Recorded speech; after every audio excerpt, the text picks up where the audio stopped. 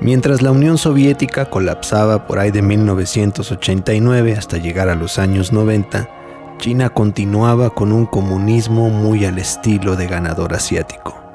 El emperador Akihito asumiría las riendas de un Japón recuperado y dejando muy atrás los desastres de la Segunda Guerra Mundial, y su objetivo era mantener a su país en los primeros lugares de la economía mundial.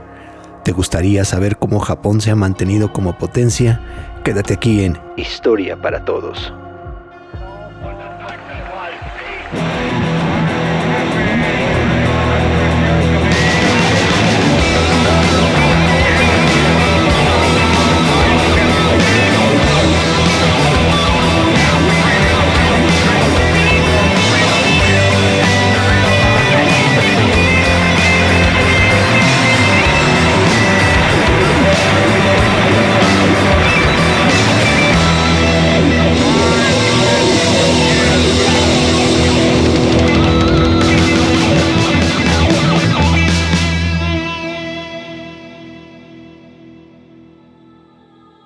No es un secreto que el acompañamiento de los Estados Unidos después de la Segunda Guerra Mundial ha estado en Japón, pero no ha sido todo el tiempo. Llegado ya el siglo XXI, la potencia de América en 2007 enfrentó los embates de una crisis económica muy fuerte y las tragedias de Irak y Afganistán daban una señal de agotamiento y Japón debía continuar solo, frente a una China que despertaba para convertirse en una competencia muy fuerte hasta nuestros días. Una de las cosas que hizo Japón es que no dejaría de ser el aliado de los Estados Unidos a pesar de no acompañarlo en sus andanzas bélicas. Eso, y también buscar que su población estuviera en buenas condiciones, daba como resultado que Japón se ha mantenido hasta nuestros días como una potencia mundial, pero vamos a explicar la historia del por qué este país se ha mantenido como tal. No podemos explicar el sueño económico de Japón sin la comunión entre las empresas, la población y los burócratas en las fases de crecimiento, que son de 1955 a 1972 y de 1973 a 1989. Donde ellos no apostaron por una economía planificada, sino por un marco de fuertes incentivos que lograron convencer a muchas firmas, ahorradores y consumidores que siguieron los consejos del Estado porque les iría mejor si no lo hacían. Explicamos aquí el proceso. La primera etapa o proceso se produjo en una enorme intervención de los bancos guiados por el Estado para canalizar créditos e inversión a industrias estratégicas y campeones nacionales que generaron millones de puestos de trabajo que, si bien sus salarios no eran muy altos en ese momento, les ayudaba a mantenerse y aparte eran puestos casi vitalicios. Esto dio como resultado una migración de lo rural a lo urbano y gracias a eso emergió una creciente clase media en los años 60 del siglo XX. Esta clase que prefería ahorrar que consumir por patriotismo y porque el Estado así se los hacía ver una y otra vez. Cabe mencionar o hacer un paréntesis, muy contrario de muchas economías en donde el consumismo era mayor que el ahorro, como en el caso de nuestro país, México. En el mismo periodo no se incentivó el ahorro ni el nacionalismo, o lo intentaron, pero desafortunadamente este nacionalismo comercial no tuvo los efectos que quisieron. Más bien el consumo se hizo mayor, pero vamos a continuar con nuestro país en turno, que es Japón. Continuamos. Los bancos volvían a convertir estos ahorros en créditos e inversiones hacia las industrias estratégicas que creaban más prosperidad y empleo para la clase media, y así cerraba este círculo virtuoso. Como todo, esto no fue para siempre, ya que los impactos ambientales cobrarían factura, pero aún así se las arreglaron para continuar en la ascendencia comercial y financiera en el mundo. El gobierno manipuló sin pudor el tipo de cambio, la inversión extranjera, y los intercambios comerciales hasta donde se lo permitieron sus homólogos de otros países.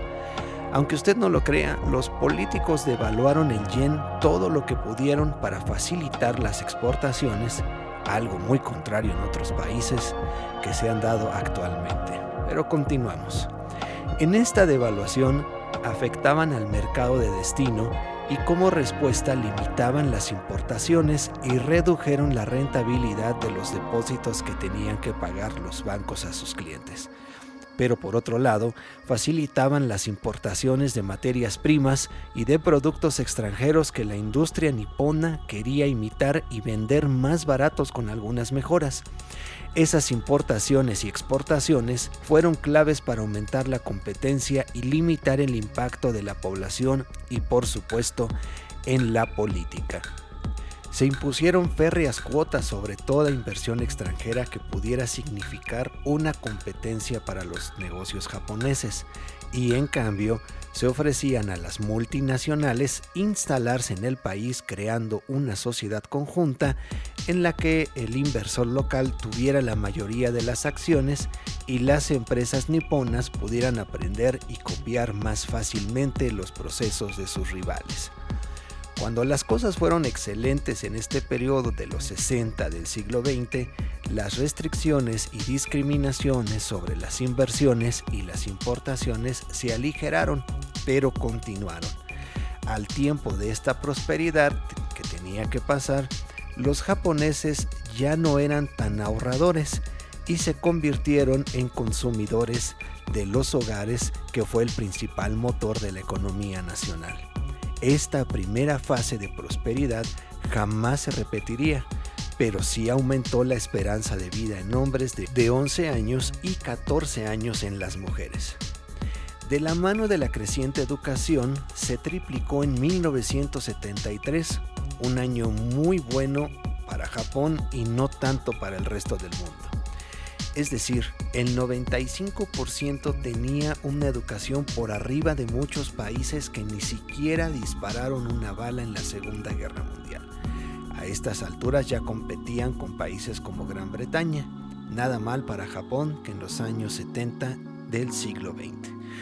Pero volvemos al año 1973. Fue un año catastrófico para muchos países y todo por culpa del petróleo. Esto marcó la segunda fase de crecimiento de Japón y logró mitigar este impacto gracias a 3 motivos. El primero, las industrias dieron un salto con la eficiencia energética. La industria pesada, la que más gas y petróleo consumía, había reducido su peso en el Producto Interno Bruto, también llamado PIB, desde 1955. Y por último, el sector servicios ya representaba casi el 50% de la renta nacional. Aunque cabe mencionar que se produjo un ajuste de 1973 a 1979, los empleos vitalicios se mantuvieron y la economía siguió mostrando buenos resultados, pero menores a la primera fase o a la que explicamos anteriormente. En este paso, Japón se acomodó como una superpotencia en electrónica, la automoción y los semiconductores, con la capacidad de innovar y no de copiar muchos éxitos que ya habían hecho sus competidores.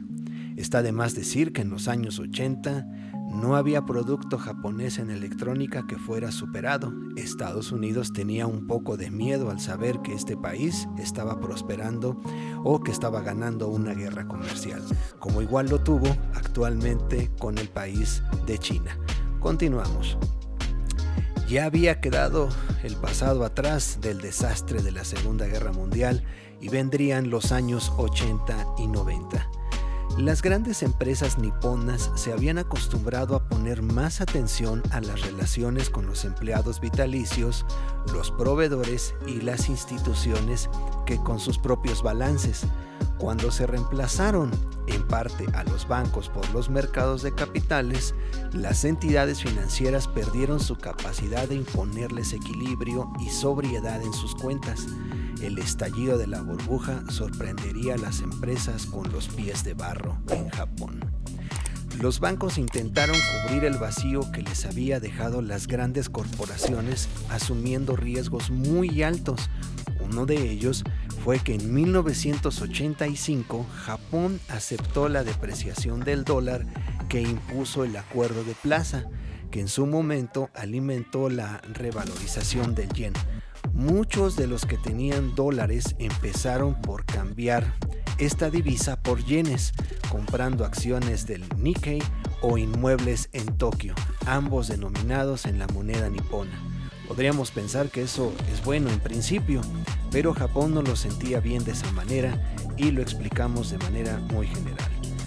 Con un yen disparado por el incendio de la demanda, las exportaciones japonesas multiplicarían sus precios de la noche a la mañana y perderían su competitividad a velocidades muy altas. Y el banco tuvo que entrar en acción para abaratar el precio del dinero o el yen en 1986 y 1987. Muchos se hicieron ricos antes de arruinarse por esta riesgosa acción. Para 1988, la burbuja financiera nipona parecía no tener fin y la catástrofe sería peor en los años venideros. Entonces, llegaría para 1989 Akihito, tomando las riendas de una superpotencia que estaba muy bien aparentemente, pero con un futuro incierto. Para 1991 el sueño económico llegaría a su fin, es decir, esta segunda fase terminaría y tampoco se volvería a repetir.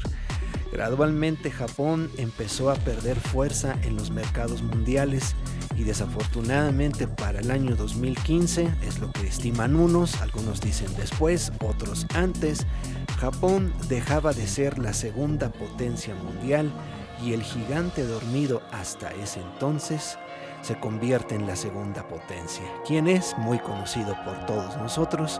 China toma su lugar hasta el día de hoy y los nipones estiman que está en el séptimo lugar. Otros, por el paso de la segunda década del siglo XXI, ya lo ubican en una escalera más ascendente, en tercer lugar. La información es variada, pero lo que es cierto es que se mantienen hasta hoy los nipones en las primeras potencias o en los primeros lugares. Japón se ha mantenido a pesar de las condiciones actuales del nuevo siglo. Otros países no pueden salir de la crisis desde hace más de 20 o 30 años. Japón ha sabido aprender de sus errores para seguir en la carrera y mantenerse. Es una gran lección para muchos países en vías de desarrollo, a pesar del sacrificio que pueda tener en algún momento, como se estimó en la tasa de suicidios, donde Japón figuraba como uno de los países más altos, y hasta en eso pusieron atención para bajarlo lo más posible e incluso desaparecerlo, pero eso sería otro trabajo para otro video. Lo que sí es cierto es que Japón puede ser un ejemplo de que sí se puede salir adelante a pesar de los descalabros que se pueda tener y mantenerse. La pregunta sería si eso es solo un espejismo o realmente sí es posible. Eso lo dejamos a tu opinión personal. Si el video te gustó, nos encantaría que nos dieras pulgar arriba y te suscribas a nuestro canal. Compártelo con tus amigos, te lo vamos a agradecer muchísimo. Déjanos tu aportación en la caja de comentarios y como ya sabes, activa esa campanita para que seas de los primeros en ver nuestro nuevo trabajo. Esto fue Historia para Todos.